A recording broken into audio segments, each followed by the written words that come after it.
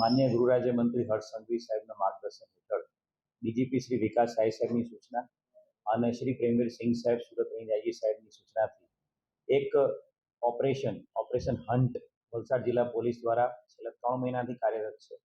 Operation hunt અંતર્ગત 2 મહિના અને 20 દિવસની અંદર 95 જેટલા નાસ્તા ફરતા આરોપીને પકડી પાડવામાં આવ્યા છે.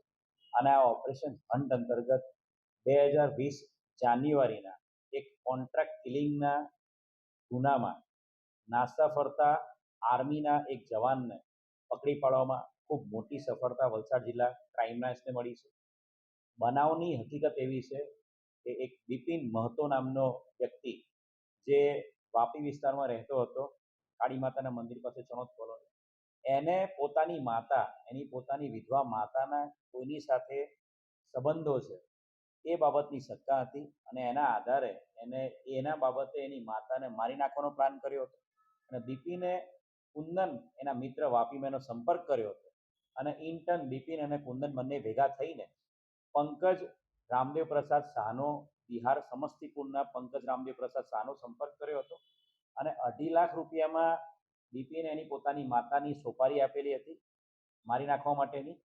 અને એના અનુસંધાને 2019માં સૌથી પહેલા મુકેશ અને પંકજ શાહ, પંકજનો મિત્ર મુકેશ, આ બંને રેકી કરવા માટે આવેલા હતા. રેખાનું ઘર, એ બધું જ વસ્તુઓ બિપિન અને કુંદને મળીને તમામ જગ્યાએ એને બતાવેલી હતી, કઈ જગ્યાએથી એમને ટ્રેનમાં આવવાનું છે, કઈ જગ્યાએ એમને રોકાવાનું છે, એમને વેહિકલની જે વ્યવસ્થા છે એ કેવી રીતે થશે, બધી જ વ્યવસ્થા બિપિન અને કુંદને કરી આપેલી હતી. અને જાન્યુઆરી 2020માં પંકજ અને એનો મિત્ર આ મુકેશ બંને જણા સમસ્તીપુર બિહારથી નીકળ્યા હતા. એ લોકો અહીંયા એક રૂમમાં રોકાયા હતા અને બિપિને એમને બાઇકની વ્યવસ્થા કરી આપેલી હતી. અને બનાવના દિવસે મુકેશ અને પંકજ એ બાઇક પર આવ્યા હતા રેખાના ઘરની બહાર, રેખાબેનના ઘરની બહાર.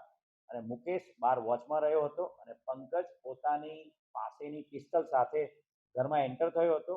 રેખાબેન અને એની સાથે સાથે અનફોર્ચ્યુનેટલી રેખાબેનના ઘરે એમની મિત્ર અનિતાબેન, એમની મિત્ર જે ઘરમાં આવેલી હતી, એને પણ આ બનાવ જોઈ જતા, ફાયરિંગનો બનાવ જોઈ જતા પંકજે એને પણ પોઈન્ટ બ્લેન્કથી ગોળી મારી હત્યા કરી હતી.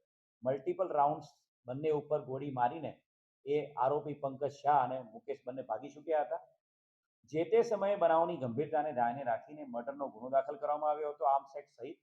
અને એ ગુનામાં પાછળથી બિપિનની સૌથી પહેલા ધરપકડ થઈ હતી અને બિપિનના ઇન્ટ્રોગેશન આધારે આખો આ કોન્ટ્રાક્ટ કિલિંગ, સુપારી કિલિંગનો ભેદ ઉકેલાયો હતો, જેની અંદર આરોપી કુંદન અને મુકેશ એની પણ જે તે સમયે ધરપકડ થઈ ગઈ હતી. પરંતુ છેલ્લા 6 વર્ષથી આ પંકજ રામદેવ પ્રસાદ શાહ એ નાસ્તો ફરતો હતો અને એના બાબતે છેલ્લા 3 મહિનાથી ક્રાઇમ બ્રાન્ચની ટીમ, અમે પોતે જાતેથી અલગ અલગ દિશામાં મહેનત કરી રહ્યા હતા. અને એક ચોક્કસ હકીકત મળી હતી કે પંકજ રામદેવ પ્રસાદ શાહ એ 2011ની બેચનો EME ઇલેક્ટ્રિકલ અને mechanical engineering battalion Bareilly 606 EME battalion બરેલીનો ટેકનિકલ સોલ્જર છે, ટેકનિકલ આર્મી જવાન છે. અને જે 15 વર્ષથી ત્યાં અલગ અલગ યુનિટ પર નોકરી કરે છે અને છેલ્લા 15 વર્ષથી એને પ્રમોશન સાથે અત્યારે જમ્મુ કાશ્મીરમાં ક્રાફ્ટ્સમેન તરીકે 110 નંબરની વર્કશોપમાં કામ કરી રહ્યો છે.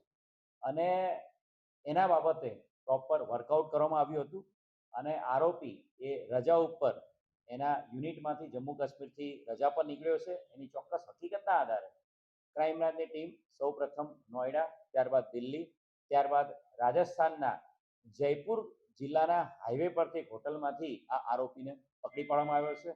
ખૂબ મોટી સફળતા, ડબલ મર્ડર, 2 મહિલાઓના કોન્ટ્રાક્ટ કિલિંગ મર્ડર, એના શાર્પ શૂટર આ આર્મીના જવાન પંકજ શાહને પકડી પાડવામાં વલસાડ જિલ્લા પોલીસ અને ક્રાઇમ બ્રાન્ચને મળી છે. આ સમગ્ર કામગીરીમાં વલસાડ જિલ્લા ક્રાઇમ બ્રાન્ચ પોલીસ ઇન્સ્પેક્ટર ઉત્સવ બારોટ, સાથે સાથે head constable Sahdevsinh, police constable Kuldeepsinh અને પોલીસ કોન્સ્ટેબલ હરદીપસિંહ, આ 3 પોલીસ અધિકારી કર્મચારીઓની ખૂબ મોટી ભૂમિકા આને પકડી પાડવામાં